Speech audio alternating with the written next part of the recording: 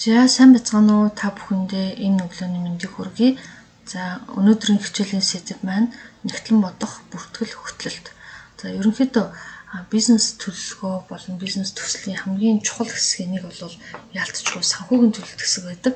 Тэгэхээр бид нар өмнөх хичээлээрээ санхүүгийн бүртгэл хэсгээр үн хэрхэн тооцоолох вэ? За мөн үн дотроо ерөнхийдөө бүтээгдэхүүний өртөг тооцооллыг яаж хийдэг вэ гэдэг тухай бол үзсэн. Тэгэхээр бүтээгдэхүүний өртгийн тооцоол хийснээр бол тухайн компани хэр зэрэг ашигтай ажиллаж байгаа гэдгийг хэмжих боломжтой болно. За мөн одоо өөрийнхөө зардлаа бууруулж ашгаа нэмэгдүүлэх, орлогоо нэмэгдүүлэхийн тулд одоо хэсэг тус бүр дээр ямар арга хэмжээ авах вэ гэдэг дээр хянах боломжтой болно гэдэг тухай үзсэн байгаа. За тэгвэл өнөөдрийн хичээл дээр нэгтэн бодох бүртгэлийн хөтлөлт гэж юу юм? За тэгээд тэр дотроо бол бид нар хурлын цэгийг яаж тодорхойлох вэ гэдэг тухай үзнэ. За хурлын цэгийн шинжилгээ, санхүүгийн шинжилгээ, бүртгэл хөтлөлтийн талаар үзэх болно. За тэгвэл хурлын цэг гэж юу вэ? За та бүхэн сонссон байх. Ер нь бол аливаа компани үйлчилгээ тухайн сарда манай компани хэр зэрэг ашиг ажилласан, за мөн ашигчгүй, алдагдaltaгүй ажиллах энэ цэгийг бол зайлшгүй мэдэх шаардлагатай. За энэ цэг бол хурлын цэг юм аа. Тэгэхээр хурлын цэг гэдэг нь бизнес эрхлэгчдийн ашиг алдагдал тэнцэх үеийн борлуулалтын хэмжээг хэлж байгаа. Өөрөөр хэлбэл таны нийт орлого, нийт зардалтайгаа тэнцүү байх энэ цэгийг хэлж байгаа. За ихэнх бизнесүүд маань бол бас яг хэдэн төгрөгийн ашигтай, алдагдaltaй ажиллах юм бол яг хурлын цэг дээр очих вэ гэдгийг бол мэддэггүй. Тэгэхээр мэдэхгүй байх нь ямар хор уршигтай вэ гэхээр за нийт одоо хэдэн төрлийн бүтээгдэхүүнээс дээш одоо хэдийн хэмжээний ашиг олох вэ? За хэрвээ энэ бүтээгдэхүүнээс доош орчих юм бол цаашдаа энэ байдал удаан үргэлжлүүл ямар эрсдэлтэй гэдгийг тооцоолж чаддгүй. Тэгэхээр хэмжиж чадахгүй байна гэдэг чинь бид нар ялгаа авахгүй эрсдлээ ч гэсэн удирдах чадахгүй байна гэсэн үг. Тэгэхээр бид нар хурлын цэгээ мэдж байж хэрвээ энэ эрсдэл магадгүй цаашдаа үргэлжлэх юм бол одоо ямар аюулд орох вэ? Тэгэхээр энэ аюулаас хамгаалахын тулд бид нар юу хийх ёстой вэ гэдгийг мэдэх болно. За тэгэхээр энэ график дээр та бүхэн харж байна. За бид нар бол за хурлын цэгийг мэдээж одоо ашигчгүй, алдагдaltaгүй ажиллах энэ цэг бол бидний хурлын цэг. За энэс хойш бол бид нар одоо ашигтай ажиллаж ирнэ гэдгийг бол харж байна. Тэгэхээр нэг бол тухайн бүтээгдэхүүний үйлдвэрлэлийн тэгцээс эхэлж болно. Мөн эсвэл тухайн бүтээгдэхүүний одоо тогтмол зардалтай тэмцэх тэр цэгээс бол тооцоолж болох нэ. Одоо би та бүхэнд энэ хурлын цэг олох томьёо олон жишээнүүдийг одоо файлаар өгнө. Тэгэхээр та бүхэн эндээс хичээлүүдэд тодорхой хараарай. За дараа нь санхүүгийн шинжилгээ хэсэг байгаа. Тэгэхээр энэ санхүүгийн шинжилгээг хийхээс өмнө бол хурлын цэгээ томьёолжуулах зүгээр. За жишээ нь за бид нар өмнө талхан дээр авч үзэх юм бол тийм яг хэдэн ширхэг талах үйлдвэрлэх юм бол би ашигчгүй, алдагдaltaгүй ажиллах ёстой вэ гэдгийг бол тодорхойлох хэрэгтэй. Тэгэхээр мэдээж одоо маркетинг төлөвлөгөө хэсэгтээ ч гэсэн тусахтаа тийм ээ энэ цэгээс дээш буюу одоо төсвөлсөн орлогоосоо одоо илүү төвшөнд тийм төсвөлсөн орлогын төвшөнд хийж иж манай бизнес бол ашигтай ажиллах болно. Тэгэхээр аливаа компани, аливаа бизнесийн одоо зорилго бол угаасаа ашиг олгох төлөө үйл ажиллагаа байдаг учраас бид нар хурлын цэгээ томьёолох нь бол зайлшгүй шаардлагатай байна. За тэгээд хурлын цэгээ томьёолсныхаа дараагаар бол бидний хийх төстэй зүйл бол санхүүгийн шинжилгээ байгаа. Тэгэхээр санхүүгийн шинжилгээ бол ялангуяа одоо 2020 он дуусч байгаа учраас хувь хүн өөрийн санхүү дээр шинжилгээ хийж болно. За мөн одоо тухайн компани маань бас өөрийнхөө санхүү дээр шинжилгээ хийж болно гэсэн. Тэгэхээр санхүүгийн шинжилгээ бол одоо тухайн нэг жил дээр хийхээсээ илүү 2 ба түүнээс дээш жил дээр хийх юм бол ерөнхий прогноз бол харагдчихдаг байна. Тэр санхүүгийн шинжилгээ хийхээр одоо ямар зорилготой вэ гэдэг талаар үзье. Тухайн аж ахуй нэгж байгууллага, үйлдвэрлэл, үйлчилгээ, санхүү эдийн засгийн хувьд тайлангийн хугацаанд ямар зориулт төвшүүлж тэр нь хэрхэн бэлсэнийг бол тодорхойлоход санхүүгийн шинжилгээ тусална. Тэгэхээр одоо бол хуучин шиг те санхүүгийн програмгүй газар бараг цөөхөн байгаа. Хуучин бол нөгөө програмгүй байхад одоо нэгтлэн бодогчд маань маш их цаг хугацааг санхүүгийн тайлан гаргахад зарцуулдаг байсан. Нөгөө Т дансаа зураал тэгэл нөгөө Т дансаа нэг хүрчлэн орсон гарсан мөнгөө дебет кредитээр нь бичээд тэгжиж нөгөө санхүүгийн балансаа тэнцвүүлдэг. За мөн одоо санхүүгийн шинжилгээ ихтэй ч гэсэн өөрсдөө нэг Excel шитэн дээр бүх санхүүгийнхаа үзүүлэлтүүдийг оруулаад нэг хүрчлэн тооцоолж тэгжиж санхүүгийн шинжилгээ хийдэг байсан. Тэгэхээр нөгөө санхүүгийн шинжилгээ ихтэй мэдээж одоо тухайн жил ямар зорилго тавьсан. За тэгээд энэ зорилгодоо хүрсэн үү эсвэл хүрээгүй юу? За хүрээгүй бол яагаад гэдэг энэ шалтгаануудыг бол тодруулдаг байнамаа. Тэгэхээр одоо бол техник, технологи, одоо програм, аппликейшн хөгжөөд бол юм бол их хялбар болсон. Тэгэхээр за манай хувьд бол санхүүгийн програм дээр Magic програмыг ашигладаг. Тэр Magic програм дээр санхүүгийнхаа тайланг одоо шивхээс гадна за тухайн жилийн эхэнд санхүүгийнхаа төлөвлөгөөг бол шивждэг байна. Тэгэхээр энэ санхүүгийн төлөвлөгөөгөө тавина гэдэг чинь за тухайн одоо улирал болгон одоо санхүүгийнхаа одоо гүйцэтгэлээ хянаад явах их боломжтой болдог. Тэгэхээр би магадгүй жилийнхаа орлогоо жишээ нь 10 сая төгрөгөө гэд томьёолцсон бай гэж боддог. Тэгээ мэдээж зардлуудаа тооцоолно, ашгуудаа тооцоолно. Тэгэх юм бол тухайн 1-р улирал, 2-р улирал, 3-р улирал, 4-р улирал гэд улирал болгон тухайн миний тавьсан зорилго хэр зэрэг гүйцэтгэл нь байна, биелэлт нь хэр зэрэг байна гэдгийг одоо шинжлэх тийм боломжтой байгаа. Тэгэхээр санхүүгийн шинжилгээний мэдээж хамгийн чухал зорилго бол тухайн жил миний тавьсан зорилго хэр зэрэг биелсэн бэ гэдгийг томьёолох боломжтой байдаг. За мөн дараа нь санхүү эдийн засгийн өнөөгийн хүрсэн түвшин ирээдүйн төлөв байдлыг тодорхойлно. Тэгэхээр одоо манайх яг юунд хүрсэн? За ирээдүйд ер нь бизнес зорилгодоо хүрэхин тулд санхүү дээр ямар одоо орлого, зардал, үр ашиг, мөнгө урсгал, за мөн одоо төсвөлсөн баланс зэргийг тусгасан бэ гэдгийг бол харах юм боломжтой байна. За дараа нь санхүүгийн бодлого ирээдүйн зорилтыг хэрэгжүүлэхэд шаардлагатай хүч, боломжийг үнэлэн тодорхойлж удирдлагын бүх түвшинд оновчтой шийдвэр гаргахад тусалдаг байна.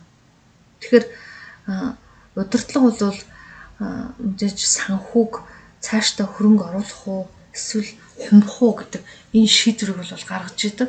Тэгэхээр бид нар одоо 2020 оны шинжилгээнээс бол энэ дүнг бол харах бах. Ирээдүйд манайх одоо санхүүгийнхаа тавьсан зорилготой хүрсэн үү хүрээгүй юу. Тэгэхээр хүрээгүй бол одоо цаашдаа санхүүгээ яаж төлөвлөх вэ гэдэг дээр бол зайлшгүй одоо зорилгоодыг бол тавьдаг байна. Тэгэхээр санхүү гэдэг маань ганц санхүүтэй холбоотой байдгүй. Санхүү бол давхар маркетинг, за мөн одоо хүний нөөц, за мөн зах зээлийн судалгаа, за мөн одоо санхүүгийн бүх үзүүлэлттэй холбоотой байдаг. Тэгэхээр санхүү бол нэг ёсны таны одоо сканерчсан шинжилгээ байлаа гэж бодоход энэ санхүү бол одоо бүх эд хэсгүүдтэй нэг хүчлээ холбогдож өгч байдаг. Жишээ нь бид нар маркетинг бид нар урд нь утсан. За тэгвэл за маркетингтаа бид нар тодорхой зардлууд төлөвлөлөө гэж бодъё. Тэгэхээр маркетингийн эхлэлцэл бол юу гэдэг нь сошиал медиа маркетинг дээр вебсайт хийхэд хэдэн төгрөг, за мөн одоо тухайн видео хийхэд, за тухайн одоо контент үйлдвэрлэхэд хэдэн төгрөг, за давхар одоо уламжлалт маркетингаар телевизийн зар сурталчилгаа, баннер, өөр ямар гэдэг нь одоо санхүүгийн одоо ивентүүд гэдэг юм зохион байгуулахад гээд тодорхой мөнгө төсвөлжиж гэтэл хийж байгаа одоо төсвөлсөн энэ зардлууд маань эргээд тухайн үйл ажиллагааны дараагаар хэр зэрэг орлого олсон бэ гэдгийг бол бид нэ шинжилгээгээр гаргаж ирэх боломжтой байна. Тэгэхээр магадгүй бид нэ сошиал дээр сурчлагаа хийсэн бай гэж үү. Эсвэл одоо олон хүнийг хамарсан ивент үйл ажиллагаа зохион байгуулсан гэж үү. Гэтэл эдгээр одоо маркетингийн үйл ажиллагааны дараагаар тухайн орлого одоо өмнөх орлогоос нэмэгдсэн үү гэдэг дээр бид нар бас шинжилгээ хийн. Тэгэхээр энэ гарч байгаа зардал болгонтой холбоотой, маркетингийн зардал болгонтой холбоотойгоор одоо тухайн орлогын өсөлт хэр зэрэг байна. Энэ маркетинг үнэхээр нөлөөтэй байна уугүй гэдгийг бол бид нэр шинжилгээгээр мэдж болдог байна. За ингээд тухайн жилдээ ерөнхийдөө маркетингийн хичнээн том гол үйл ажиллагаа явуулсан. За тэгээд энэ үйл ажиллагаа болгоны дараагаар бидний орлого ашиг нэмэгдэж гэнэ үү гэдгийг хянах юм боломжтой. За мөн одоо энэ бол санхүүгийн бодлого ирээдүйн зорилгыг хэрэгжүүлэхэд шаардлагатай хүч, боломж, үнэлэн тодорхойлж удирдлагын бүх түвшинд оновчтой шийдвэр гаргахад тусалдаг байна. Тэгэхээр ирээдүйд тухайн одоо хөрөнгө оруулалтаа нэмэх үү, хумих уу гэдгийг бол тодорхойлдог. За жишээ нь сая жидүү аялал жуулчлалыг дэмжих чиглэлээр зээл олголоо. За тэгвэл үүнтэй холбоотойгоор дотоодын аялал жуулчдын одоо тоо болон ашиг их нэмэгдсэн. За магадгүй зарим компаниуд бол зөвхөн гадаадын аялал жуулчлалыг авдаг байсан бол энэ хэлбэрээ өөрчлөөд дотоодын аялал жуулчлалыг хөгжүүлж эхэлсэн. За үүнтэй холбоотойгоор жидүүгээс олгож байгаа зээл маань ч гэсэн энэ чиглэлийг дэмжих бодлоготой байсан. За гэтэл жишээ бодъё те. За зочд буудал дээр жишээ нь зочд буудал одоо юу гэдгийг өөрийнхөө одоо хөрөнгө оруулалтаа одоо арай зэрэглэлээ ахиулахын тулд зээл авчижээ. За тэгээд тэр зээлэндээ бол гадна тогтчил, дотор тогтчил, тавилга, тоног төхөөрөмж, за мөн одоо бүх одоо тавилгатай холбоотойгоор одоо хэрэгжилж байгаа халбаг сэрээ одоо юу гэдэг бүх эд хэрэгсэл бүх юм шинжиллээ гэж үтэй. Гэтэл за энэ санхүүгийн хямрал одоо хамгийн их нөлөөлж байгаа салбар бол аялал жуулчлалын салбар байгаа бас. Тэгэхээр магадгүй нөгөө буудалч нь амар хөрөнгө оруулалт хийчдэг. Гэтэл нөгөө буудалд хэн ирэх вэ гэвэл гадаадын зочдлогч төр нь мөн дотоодын жуулч төр нь. Гэтэл 2021 онд энэ одоо хямрал маань үргэлжлэх юм бол нөгөө их хэмжээний 200-300 сая төгрөгөөр оруулсан одоо хөрөнгө оруулалт маань эргээд үр өгөж өгөхгүй болоход тулгарч ирнэ гэсэн. Тэгэхээр бид нар магадгүй энэ санхүүгийн шинжилгээнд дээр энэ прогнозыг урьдчилаад харсан болов тийм. Тэгэхээр энэ одоо харсан гэдэг маань давхар бид нар одоо энэ санхүүгийн бот байдлыг харахаас гадна улс төрийн байдал, эдийн засгийн байдал, за мөн одоо аялал жуулчлал өөр одоо юу гэдэг нь те биднээс хамааралгүй энэ гадаад нөхцөл байдал ямар байх боломжтой вэ? Эсвэл ямар байсан бэ гэдгийг бид нар санхүү дээрээсээ уншина. Тэгэхээр та одоо урд нь бол орлого өснө гэд компани болгон л тэгээд төлөвлөсөн байна. Гэтэл санхүүгийн шинжилгээнд дэр харсан чинь бүр өмнөх гэдэг чинь одоо жилүүдийн орлогоос манай энэ жилийн орлого огцон буурчихжээ. Тэгвэл бид нар энэ глобал нөхцөл байдлыг бас бодох хэрэгтэй. Бид нар дэлхийн эдийн засгийн хямрал, ковид бүгд нөлөөлж байна. Тэгэхээр би ч гэсэн манай компани ч гэсэн энд орсон байна гэдгийг хүлээн зөвшөөрөх хэрэгтэй. Гэхдээ мэдээж энэ нь бол тухайн компани онцлогоос бол хамаарж байгаа тийм. Магадгүй одоо бол аялал жуулчлал гэсэн одоо зарим талаараа буурсан ч гэсэн за магадгүй зарим газар үзүр үйлчилгээний орлого бас эрс буурсан байгаа тийм. Жишээ нь өргөө кино театр тийм. Томоохон ресторан, тансаг хэрэглээний зах зээл ч гэдэг юм. Эдгээрийг харах юм бол за урд хэдэн жил байгаагүйгээр орлого ашиг буурсан. Тэгвэл энэ бууралт нь бол одоо тухайн бизнесийн онцлог одоо ковидын хямрал нөлөөлж байгаа. Гэтэл эсрэгээр тийм эмнэлгийн одоо байгууллага, за хүнсний бүтээгдэхүүн, за мөн одоо ариутгалтын бүтээгдэхүүн ч юм уу энэ одоо бүтээгдэхүүний орлого эсрэгээр нөлөөлсөн байна. Тэгэхээр энэ хямрал гэдэг зүйл маань бас бүх эдийн засагт сөрөг нөлөө үзүүлдэг юм байна. Энэ бол тодорхой түвшинд орлогод нөлөө үзүүлдэг юм байна гэдгийг хүлээн зөвшөөрөх хэрэгтэй. Тэгэхээр бид нар санхүүгийн шинжилгээ хийхдээ бас одоо ерөнхий нөгөө глобал орчинд яг энэ байдал яаж нөлөөлж байна. За дээрэс нь за манай Монгол улсад бас маш олон судалгаануудыг авсан байна. За би өмнө хэлжсэн жишээ нь үндэсний худлаа ажиллагааны тахмаас ихэд 7-8 за сүүлд авсан та нөлөө бараг 9-10 судалгаа авсан байна. Тэгэхээр энэ судалгаан дээр ч гэсэн за энэ нөлөө тэ танаас салбарын нөлөө харагдаж байгаа учраас танаас ч гэсэн нөлөөлж байна гэсэн. Энийгээ бас санхүүгийнхаа тайлбарын шинжилгээнд дээр дурдж өгөх хэрэгтэй.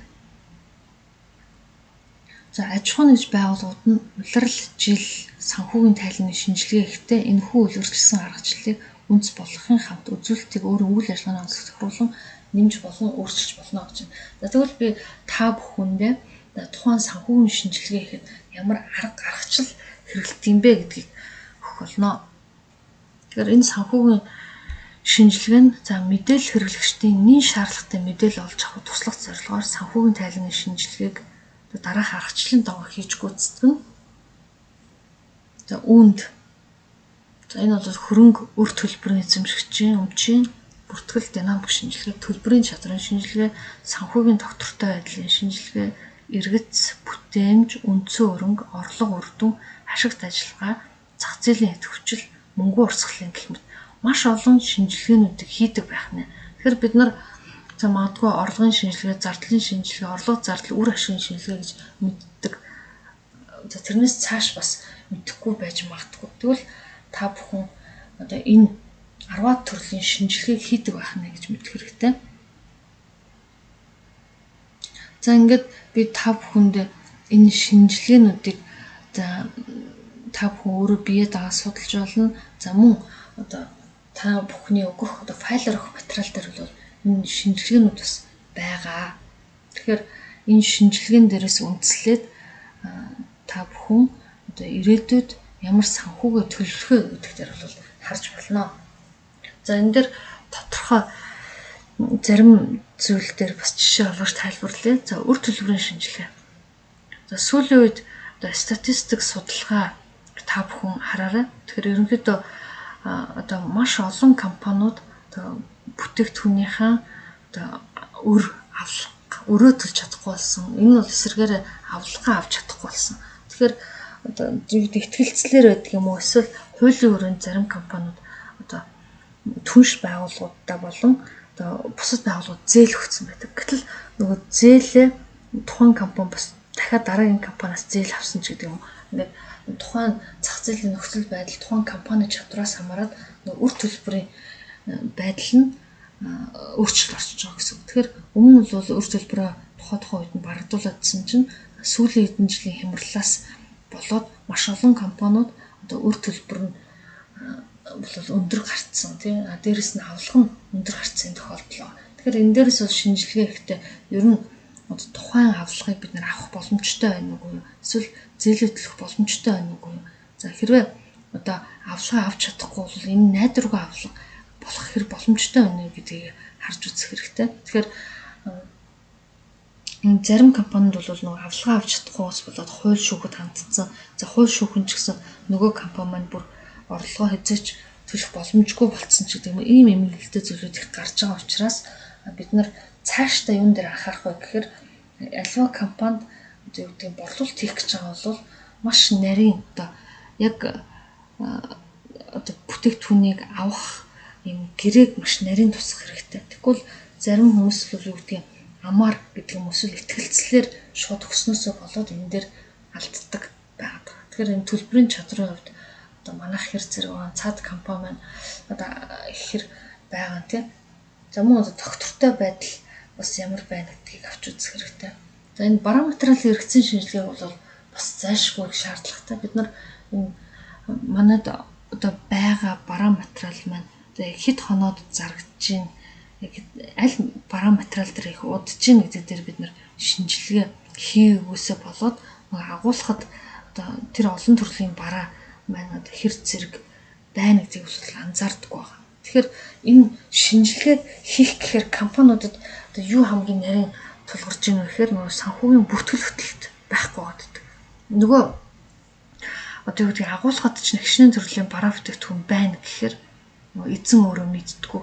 Тэгээд эзэн өөрөө мэдхгүйгээс гадна шинэ ажилд орж байгаа хүмүүстэй бараа материалын эхний үлдэгдэл болон өр төлбөр авалгаа нарийн тулгаж өгөөгөөс болоод аль талдаа их хариуцлахгүй болоод ирдэг. Тэгэхээр нөгөө өмнөх нэгтлэнгуудаас бараа материалын эхний үлдэгдэл дуусаагүй үлдэгдэл бараа материалын агуулхад байгаа бүртгэл хэр зэргийг мэдхгүйгээсээ болоод хэмжиж чадахгүй болоод удирдах чаддгүй юм тохиолдол их гардаг.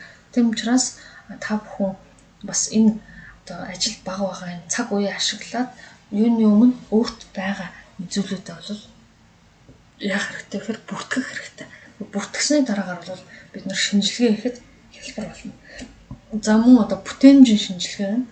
За үндсэн хөрөнгийн бас шинжилгээ байгаа. Танд одоо юу гэдэг юм үл хөдлөх хөрөнгө байна, тоног төхөөрөмж байна, өчнөө хөрөнгүүд байгаа тань. Гэтэл тухайн хөрөнгийн ашиглалт ямар байна уу гэдгийг бодож үзэх хэрэгтэй.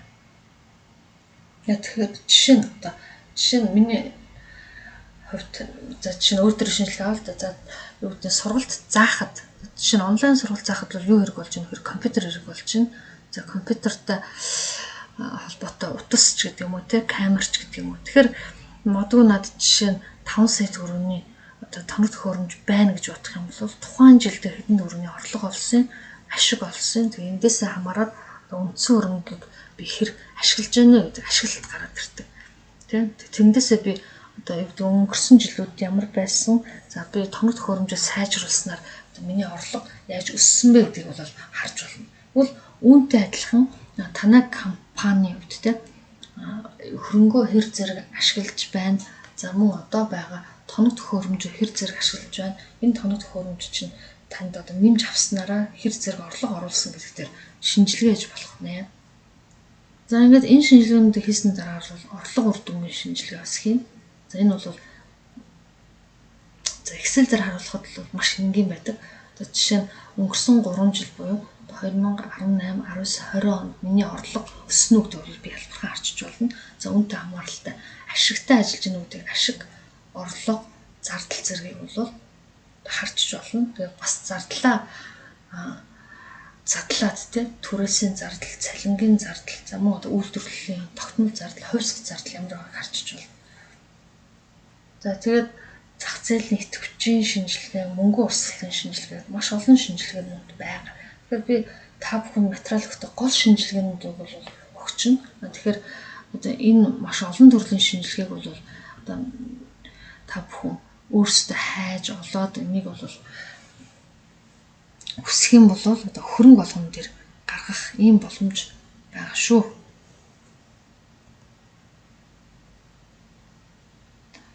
За ингээд хэдүүл эхлэн бодох бүртгэлийн тухай бас үзье. Ерөнхийдөө бол бүртгэл хөтлөх ер нь хэрэгтэй юу те? Одоо мэдээж хэрэгтэй ямар ач холбогдолтой вэ гэхээр эхлэн бодох бүртгэлийн зарчмууд суралцсан санхүү гүйлгэлтэй болно. За мөн одоо санхүүгийн мэдээллийн зохион байгуулалт эмх зохистой болгоно. За мөн одоо өөрийн бизнесийн ашиг алдагдлыг үнэн зөв гаргах тайлангийн мэдээллийг хэрэглэж сурах. Тэгэхээр одоо энэ бизнес хийж байгаа жижигхэн үйлдвэр хийж байгаа хүмүүс маань за том компаниуд бол уусаа мэргэжлийн нэгтлэн бодогч гэж байгаа. Ахлах нэгтлэн бодогч за нэгтлэн бодогч за бүр том дээр бол цалингийн нэгтлэн бодогч, хөрөнгийн нэгтлэн бодогч, касс нярв те ингээд бүр ингээд санхүүгийн данс болгон дээр нэгтлэн нярв байгаа. Тэгвэл жижиг компани дээр бол энэ болгон дээр нэгтлэн авах хүндэж боломж байхгүй. Тэр байтугай байнгын нэгтлэнтэй ч авах боломжгүй байгаа. Яалтчгүй за нэг нярвтай бол байгаа. Тэ. Тэгэхээр тэгвэл юу хэрэгтэй вэ гэхээр бид нар санхүүгийнхаа анхан шатны баримт хөтлөлтөд бол бүртгэлийн талаар тодорхой ойлголттой байх хэрэгтэй. Тэгээ би нэг компани дээр бизнес зөвлөх хөгжлөгөө үзүүлж хахад бол бид нар хамгийн түрүүнд санхүү дээр нь юу гэдэг санхүүгийн бүтгэл хөтөлтийг хардаг.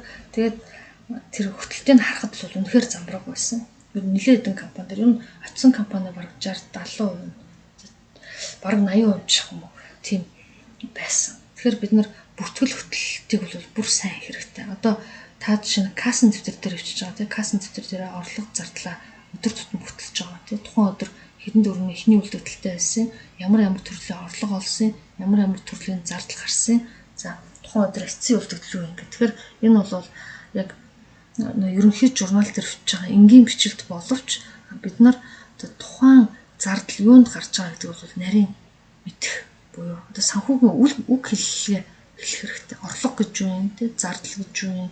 Тэгэхээр энийг мэдснээр бол бид нар эргээд нөгөө тухайн нэгтлэн одоо санхүүгийн тайлан гаргахад одоо бүх юм чи эмх цэцтэй болж эхэлдэг. Гэтэл нөгөө юу гэдэг та нар хагас цагаар нэгтлээ авчдаг. Нөгөө нэгтлэн чинь танай анхан шатны бүртгэлээс одоо санхүүгийн үг хэллэг нэр томьёоноос чи хамаарат нөгөө ойлголтын зөрүү гараад ирдэг. Энэ ойлголтын зөрүүсээ болоод та нарын санхүүгийн тайлан дээр бас бэрхшээл тулгардаг байна. Тэгэхээр энийг бол удирдлагч мэдэх хэрэгтэй, санхүүгийн нярвч гэсэн сайн мэдэх хэрэгтэй. За нэгтлэн бол уусаа ойлгомжтой тийм. Гэхдээ энэ дээр бас нэг гардаг алдаа санхүүгийн тайлангаа гаргаж мэддэггүй. За санхүүгийн тайлангаа гаргаж мэдэхгүй болохоор дурын нэгтлэн дээр очиж тайлангаа гаргаждаг. Тэгээд энэ нэгтлэн дээр гаргасан тайл нь болохоор нөгөө анхан шатны баримт бүрдүүлэлт угаасаа байхгүй ч юм уу дутуугаас болоод нөгөө нэгтлэн хэдэн төгрөг тааруулаад татвар ногдуулж байгаа гэхээр тэрэнд нь тааруулаад санхүүгийн тайлангаа гаргаждаг. Тэгээд би нэг ийм жишээ мэднэ. Маш олон компани баг аюул олон компани тэр миний тэр X гэж хэлчихэ тэ тухайн одоо X нэгтлэн бодгочоор тайлангаа гаргуулсан байдаг. Тэгээд мэдээж санхүүгийн тайлан гэдэг бол хадгалагддаг. Санхүүгийн тайланд наацхан 5 жилдээ устдахгүй тийм. Гэтэл санхүүгийн шалгалт ороод ирэхээр маш олон компаниуд санхүү дээр ундаг байна. Тэгэхээр ундаг шалтгаан нь болохоор нөгөө компани маань юу гэдгийг хямд тайлан гаргаад тухайн үед нэг гал унтраах зорилгоор тайлангаа гаргуулсан байдаг.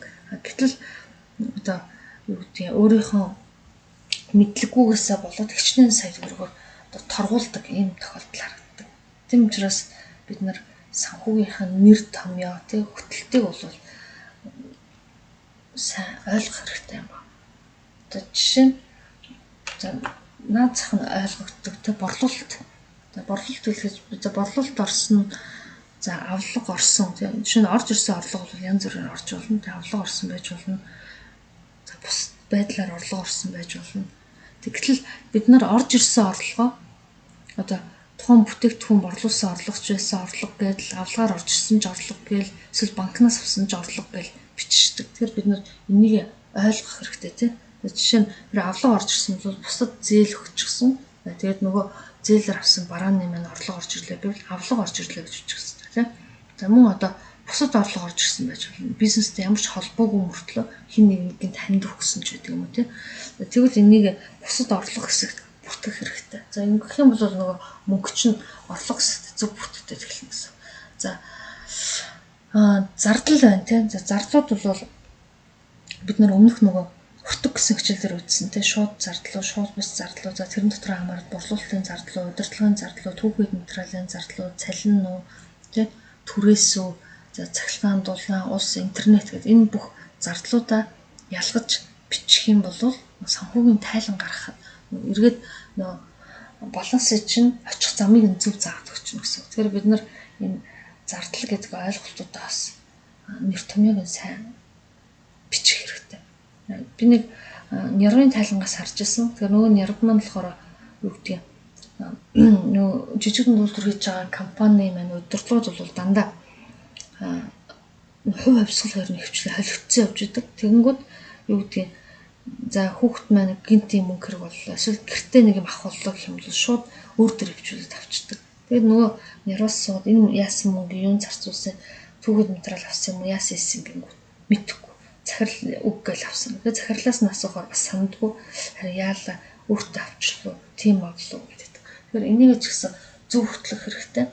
Тэгэд яг хувийн хэрэглээнд авсан юм уу? Ер нь бол одоо ялангуяа энэ санхүү бол маш нарийн. Тийм учраас анханасаа компанийнхаа санхүү дээр угсаа амлалчих хэрэгтэй. Би бол хувийн санхүүгээ хувьсгалын санхүүтэй холихгүй гэдэг. Тэгэх юм бол нөгөө цэгч бай, компанич бай зардал гаргахтаа өөрөө цалин аваад харин бусдын бол хуримтлал гэдэг юм уу, хадгаламж гэдэг юм уу тэ бус компанитай холбоотой орлого зардлаа гаргachна гэсэн. За тэгээд өглөг бол мэдээж та хин нэгэнд үр төлбөр өгж байгаа бол одоо барааны авсан үнийн дүн болон бусдаас авсан мөнгөө одоо бичих хэрэгтэй. За мөн орлогын тайлан гэвэл өнгөрсөн хугацааны бизнесийн ашиг алдагдлыг харуулсан тайлан гэлж байгаа. За мөнгөн гүйлгэх юм бол тухайн хугацаанд хамаардаг бэлэн мөнгөний орлого зардлын хөтөлбөрийг л харуулж байгаа. За баланс гэвэл тэ тухайн агшинд хөрөнгө их усрын хэмжээг хэлнэ гэдэг юм. Энэ ойлголтуудыг сайн мэдэх хэрэгтэй юм аа. За ингээд өнөөдрийн хичээл маань ерөнхийдөө одоо санхүү нэгтгэн бодох бүртгэлийн ямар ойлголтууд байдаг гэдгийг тайлбарлалаа. За мөн одоо хурлын цэг гэдгийг тайлбарлалаа. За мөн одоо ямар шинжилгээнүүд байдаг, шинжилгээг хийснээр ямар ач холбогдол үр дүнтэй гэдгийг тайлбарлалаа. За ингээд ерөнхий нөгөө задрагаануудыг бол би файлаар өгчин. Тэгэхээр та бүхэн энийг уншаад өөрийнхөө одоо бизнес төлөвлөгөөн дээр хэрэглээрэй гэж хүсье. Тэгэхээр бизнес төлөвлөгөөг бол бичихдээ бас нэг бүх шинжилгээг бол бичих шаардлагагүй. Та шинжилгээг бол зөвхөн өөртөө бизнес төлөвлөгөө бичиж байгаа нөхцөлд шинжилгээг хэрэглээрэй. Зөвхөн энэ яг нь бизнес төлөвлөгөө гэдэг нь хөрөнгө оруулалт буюу зээлийн төлөвлөгөө өчгөд бол заавал бүх шинжилгээгээ дурдаад байх хэрэггүй гэсэн санаагаар хэлж байгаа шүү. Тэрнээс биш өөртөө үнэн одоо юу гэдэг яг өөртөө зориулж үнэхээр цаашдаа үйл ажиллагаа өргөжүүлэх шаардлагатай гэж үзэх юм бол шинжилгээгээ бол бүгдийг хийгээд явсан бол зөв байна. Тэгэхээр энэ шинжилгээг хийхэд одоо нэг ганцхан цаг юм уу тайлбарлах нь бол үнэхээр хангалттай биш. Энэ бол наацханд нэгтлэн бүртгэлийн ойлголтыг ч гэсэн өгөхөд энэ бол нэг цагийн дотор тайлбарчдаг зүйл биш байгаа. Яагаад гэвэл жишээ нь би бол нэгтлэн бүртгэлээр санхүү эдийн засгийн сургалт төгссөн. Тэр энэ бол оюутан байх хугацаанд юу гэдэг нэг онлын хүрээндтэй борлуулалт гэж юу авлага өөр төлбөр одоо тайлан гэж юу ингээл энийг өчнөө дэлгэрүүлэл үзээд гэдэг. Тэгээ баахан бодлого бодоол байдаг. Тэгээ би хизэн мэдсэн бэ гэхээр яг ажлын талбар дээр ирээд яг тайлан гэж энэ зүйл те. За энэ касс бол ингээд бүгднийг мэдээд хараад за тэгээд дуурайгаад гаргаад олон дахин гаргаад тэгсэн үедээ одоо санхүүгийн балансыг ингэж гаргадаг юм байна гэж ойлгож байгаа. Тэгээ балансаа гарсны дараагаар бол бизнес төлөвлөгөөний сурагч өгч болсон. Тэгээд маш олон компани бизнес төлөвлөгөө бичих замун одоо бизнесийн зөвлөгөө өгөх үедээ бол санхүүгийн төлөвлөгөөг ингэж гаргадаг юм байна.